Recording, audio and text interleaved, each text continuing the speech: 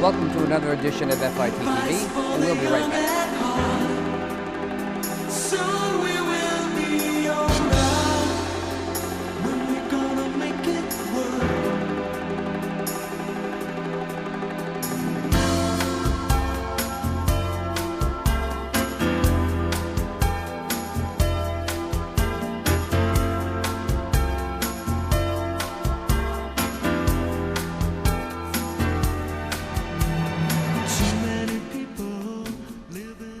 So New York has finally passed no-fault divorce.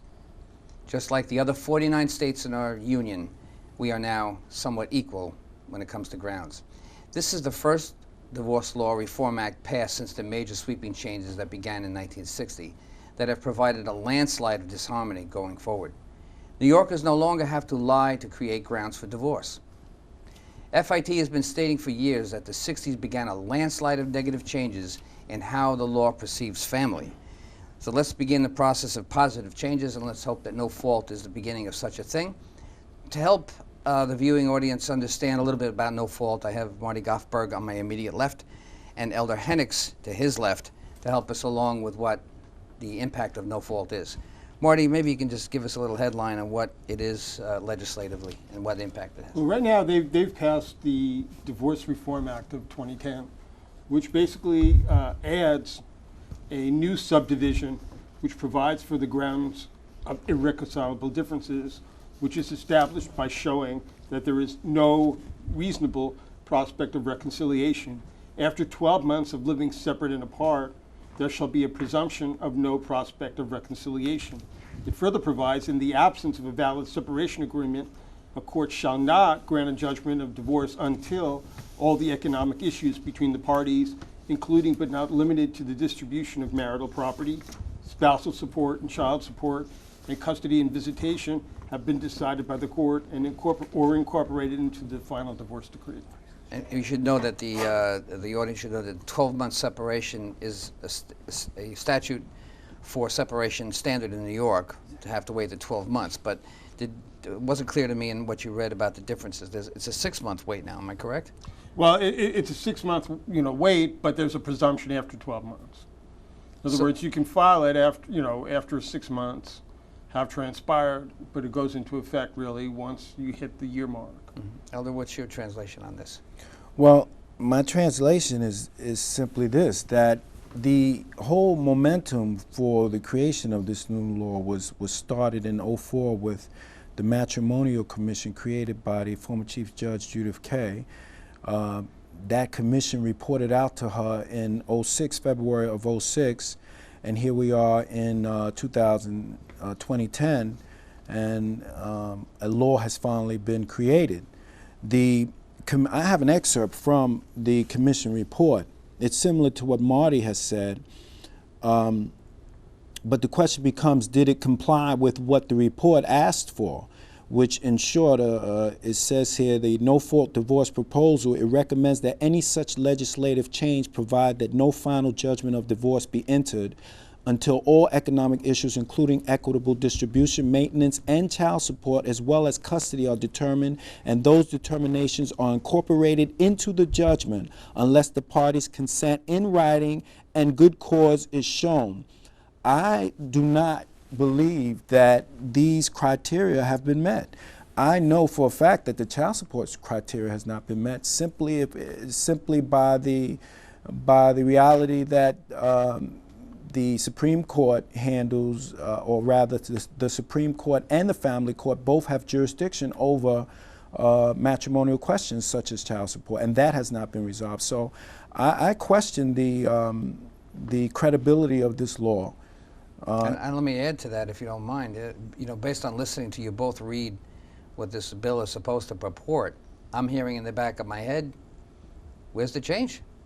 It sounds like the 12 months is still in force, some different manner. Am I not picking this up? Well, it makes the grounds a lot easier. In other words, you don't need to specify exactly why you're being divorced, so it gives couples a lot more opportunity. Is this a time frame? Because of their irreconcilable differences, they're not be able to go forward with the marriage.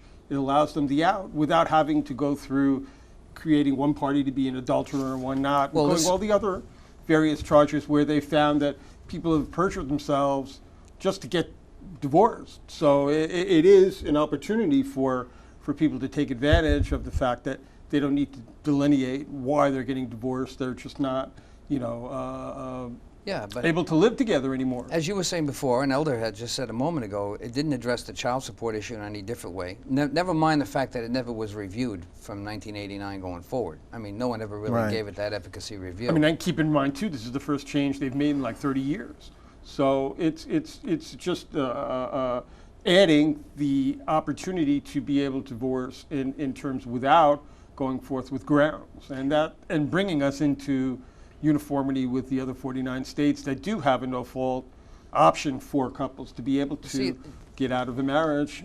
This is what the common knowledge is of what no fault means. Well, the way you just described it is what should be in the bill, for instance, and the way you described it as well, Elder. There should be some kind of commonality here, the human condition, that says what's being met here. But to me, that still sounds a little bit like the existing statutes. Yeah, and one of the things we have to understand here is that we had a certain level of no fault in existence anyway, previous to this so-called new law, which is to say that couples could settle in a non-contested fashion.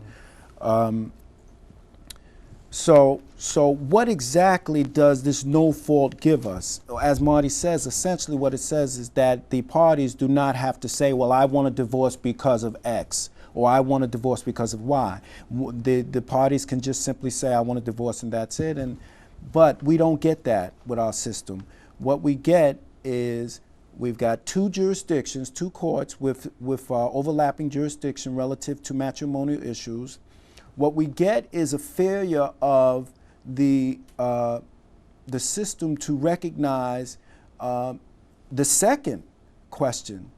If we consider child support the first question, the second important question in this whole issue, which is shared parenting. Custody, shared parenting. The failure of the legislature to deal with these two questions is why we are in limbo on exactly what we are gaining with this new no-fault divorce. That's my perspective, Marty. Well, That's my what take is a I'm getting little at. different in that Okay. it doesn't usurp the normal traditional divorce mechanism for New York State. That being that matrimonial lawyers will still crank up fees in cases because the other grounds are still there. What it does do is it opens up an opportunity, I think, for qualified mediators that can get the parties that are willing to come to the table to be able to delineate all the issues of child support, custody, get everything consolidated into one agreement, then file for irreconcilable differences and be able to move on with their lives and clearly be able to work out what it is that they want, as opposed to the other grounds where the court has more of a role in terms of banging down and ordering things be done. That may be the big advantage to this new law. The increase in the exposure that couples get to mediation and the increased role of mediation. The commission report itself speaks of the importance of mediation, and I think we all agree that mediation is much better than litigation. So that may be the big positive of this new law, mediation. It's not also implicit, though. It's too bad. It's too bad. It's a common sense approach you guys just gave us. How it looks, well, that makes like a lot of sense to me. Well, not only stands here, but in states like Florida, like California, that have no fault for a number of years, and they find that the parties that do go into mediation practically eliminates the need for trials in child custody and support in other areas because the parties have the option of working it out themselves. There's been some language in the article about, let me just hold this up. You got this, Mike? This is the no-fault divorce in New York article that came out in Newsday, and this is front page. And this front page has two continuing pages thereafter explaining what no-fault divorce is. But one of the things that occurs to me is that the way you guys just described this, it didn't appear that there would be a hell of a lot of difference. But the reality of mediation wasn't spelled out. It was spelled out in the commission's report, which is what more part of the reason why no fault got to the floor here, right, to the assembly. But it was not mentioned in the bill. Well, and that again is another New York conundrum in terms of an assembly and senate that can hardly put together a budget, let alone dealing with issues of mediation. We in New York State have tried to get through NYSTRA and other dispute resolution organizations the Child Custody Reform Act on the books in New York State. There right now is nothing on the books with respect to any kind of mediation program, but there are programs in Florida and California and other states that allow for parties to be able to go through a mediation process in tandem with the court system, so that it's offered to them right away. In this context, the way the law is drafted, parties need to educate themselves in ways that this law will be beneficial to them. If they go to the regular route of an attorney, the attorney can explain that, yes, there is that option, but the other option is much better, and therefore you need to litigate and add fees on, and before you turn around, it's the same old, same old. So what the Joe public needs to do is really educate themselves as to how they can best go about resolving the situation when a marriage comes apart, when there are, in fact, irreconcilable differences and there is no way of keeping the marriage together. Then they would see that if they utilize a qualified mediator, which can deal with all the issues that need to be dealt with, because you can't just say, we can't get along, the marriage is over. No, where do I sign? They need to deal with all the equitable distribution, the child support, the child custody, all the issues that normally exist in a divorce. The language still it has the National Organization for Women's stamp on it. It seems like everything that went down years ago with the National Organization for Women were issues surrounding protection and the lesser moneyed spouses, the woman at home that didn't work. Their intention, of course, protecting women on its face is, I guess, was the right thing to do. There are a lot of women that are but they're opposing it now, and they're only opposing it now because, and all the language in opposition is all about women not being the moneyed spouse, which is kind of reversing over the last 30 years. The National Organization for Women is opposing the new law? Yes. I did not know that. Yeah, it still shows up. They're still opposing it, and so is the Catholic Church. Still opposing because they don't want to make divorce easier. There's a contemplation that divorce and also will be easier. They're trying to keep the bargaining even in terms of there being an equal bargaining position between the parties, that one doesn't have a power play and the other is weak. So that, but all considering for the fact that if couples truly are irreconcilable and the marriage is broken, they do have the option of, again, mediating all of the issues. The important key to emphasize is that you can't just say irreconcilable and that's it. You need to deal with all the issues in the marriage. And of course, equitable distribution, the child custody and support, all those issues that normally be addressed in a regular full-blown litigated divorce need to be addressed, even if you do choose to take the no-fault option. This criticism that the National Organization for Women has with relative to the new law is interesting, because it's the same issue that men and all child support reform advocates have, which is essentially how to figure out equitable distribution of resources, of money, and how to financially support the children at the same time. So it's just sad that the National Organization for Women believe that this is just their issue, and they don't see that this is a joint issue, that this is a shared issue. Because I think that if we could get all sides to see that, then it would help to resolve the problems of divorce. In the broader scope, you're making a good point there, because the reality of what they do is to protect their own gender. This is a gender-based organization. Right. So our gender is eliminated from the conversation, isn't it? When you hear the commentary doesn't include fathers. But that's exactly my point, that It doesn't have to be. The fact of the matter is that we're talking, the National Organization for Women is talking about the same thing that men are talking about, and that even so-called neutral parties are talking about when they talk about equitable distribution. What's best for both and what's best for the children. So it's just too bad that it's a gender-based, one-sided argument perspective on this issue. Yeah, and that's what's, believe it or not, and let's add the Catholic Church into the equation for just a moment. That's another strong force.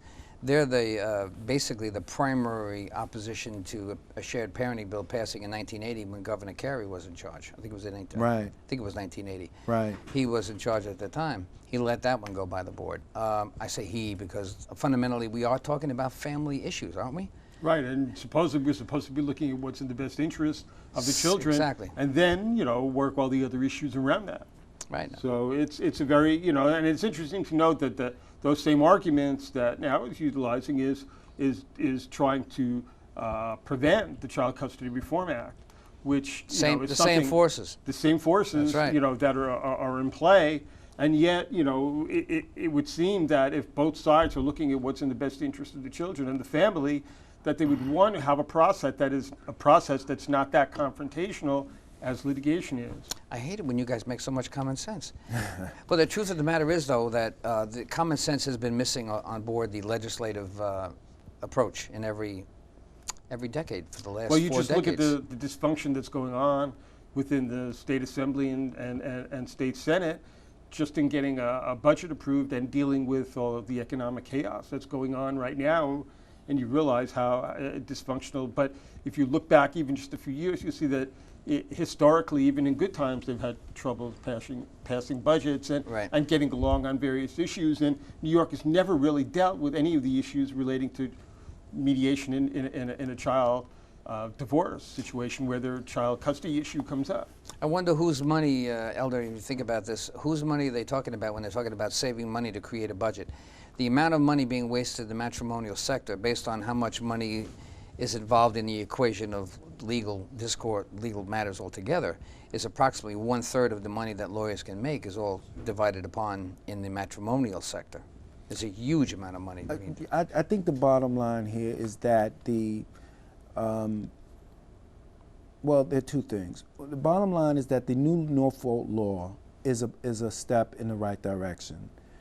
But the second thing is that the dysfunction of the legislative branch that Marty speaks of is symptomatic of the failure of the law and the failure of the legislative branch to deal with the predominant issues of shared parenting and child support.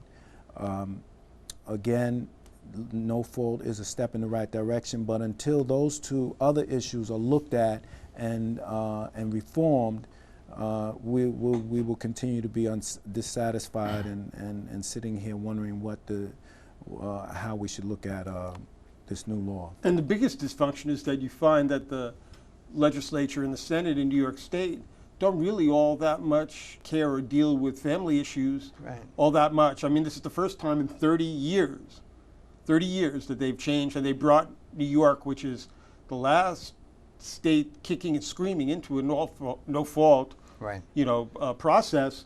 They have nothing on the books with respect to mediation or child custody mediation. It's a very poor excuse for legislatures in terms of a professional legislature when you have states like Florida, California, even states like Nebraska that's adopted the Uniform Mediation Act and makes us look, like we're the country hicks, as opposed to a more sophisticated society, keeping in mind that a lot of our scholars in the area of child custody and divorce mediation are centered in New York. That's right. So it's a very weird situation that you have a legislature that really does not care about its people and especially its children in terms of trying to make sure that those that go through the horrendous aspects of divorce are cared for in a caring and meaningful way, and one that makes it more cost-effective for the court system because it's proven that mediation works. I hate and to be lowers the cost. so obvious about the money being the primary factor and why legislatures are not putting things through, but there's only a certain amount of budgetary issues that they face, and they can't pass the budgets. And one of the reasons is let's throw some more crap on them. Well, they think that this is crap, and that's the point somewhere in what you were saying. There's not enough serious issues being taken up with the family. The family is not it's not on the radar screen. In order for them to produce a bill, it sounds like the old bill with just a couple of words changed. What are we really doing? They're presenting, to me, more of the same, even though I think this is a beginning. I mean, I can say it looks like the beginning of change, but look how long it is the beginning of change only if the people make the change. If the people go out of their way and find alternative means to litigation, which is the typical, usual, the way we do things. Right. They have to go out of their way to educate themselves that, well, now I have an opportunity to take charge of my own divorce and to make sure that it's done on my terms. Right. That's what mediation does that maybe people don't really fully understand, is it takes the power base away from a system and moves it closer to the needs of the children and your own individual family, your own assets and your own distributive concerns. How you want to balance that equation out is where you want to do it. You want to be able to make that decision yourself. You can do that in mediation. You can't do that as effectively in litigation. I think there's a certain amount of disingenuine activity going on relative to family law and family law reform. Two things. One is basically what we're talking about here is how do we cross over from romance to business, which is what getting married and getting divorced are, and this has been a historical. Thank you very much. I've been waiting for somebody to say that. Yeah, this is good job. And this has been a historical problem in our right. society. I came across a book recently, and I have it on my website actually. It's fascinating. It talks about the role of how law has changed over time from the colonial period, and it uses a case study of an indentured servant female who becomes impregnated by a colonial aristocrat, and how she is perceived as a hoe, and he and his family are busy protecting them from being looked at negatively for impregnating this woman. And how laws were changed in Virginia to basically accommodate the elite and the aristocrats, and never really dealt with the number one issue, which was that we now have a new child in the world, which needs to be supported. So my point is that you and I, we three sitting here discussing this is interesting relative to the context of this new no-fault law, but it's a long-term problem.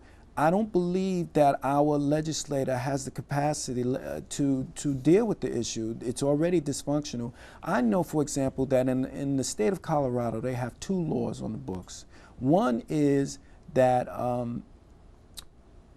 children are guaranteed the right to see both their parents.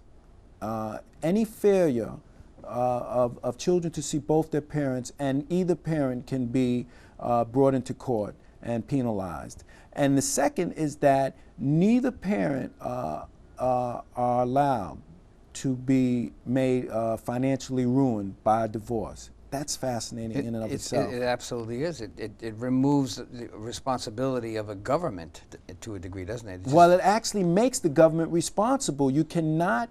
To make the determination, they're not doing it on their own. They're leaving right. it, They cannot. The government cannot financially ruin one party to the benefit of the other. Right. And makes perfect sense. Yes, and that's the two issues that we're dealing with in our state, New York State. And according to the commission report, it included, I have it here, according to the commission report, and this is very short, I don't mean to monopolize time here. Okay. Conclusion, the Commission's recommendations have resulted from its consideration from substantial input from the public, members of the bar, the judiciary, experts representing all relevant disciplines, and review of the judicial systems of other jurisdictions. Consensus was reached only after study, deliberation, and debate by all 32 Commission members. Excuse me. I don't believe that other jurisdictions were looked at, and if they were ignored. Why? Because of the disingenuine activity that's going on. Yeah. Well, I don't think it's even so much that it's disingenuous. You just have, you know, a lot of people that are really not focused on a broad, comprehensive way of dealing with issues. I mean, you find that. Yeah, but it appears that way on its face to the average Joe Blow. Yeah, it does appear that but way. You realize that a lot of jurisdictions are far more progressive than New York, Colorado being one of them.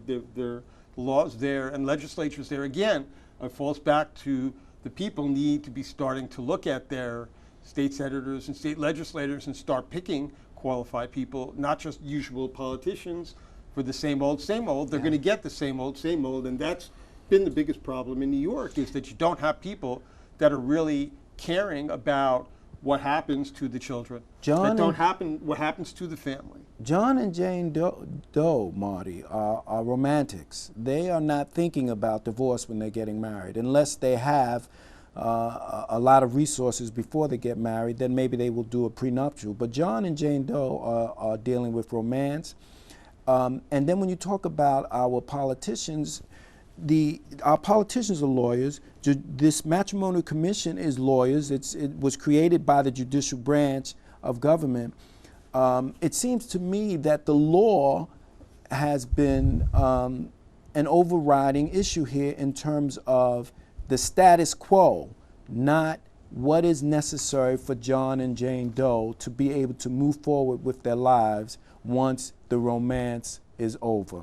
It's, you know, I hate to say this, but we talked about that just recently. You know, you weren't even present, so you just echoed my sentiment. But that is exactly what I feel the problem is. I think we have too much law. You and I were talking about that. Just dawned on me. The law is too present, and it wasn't at the inception.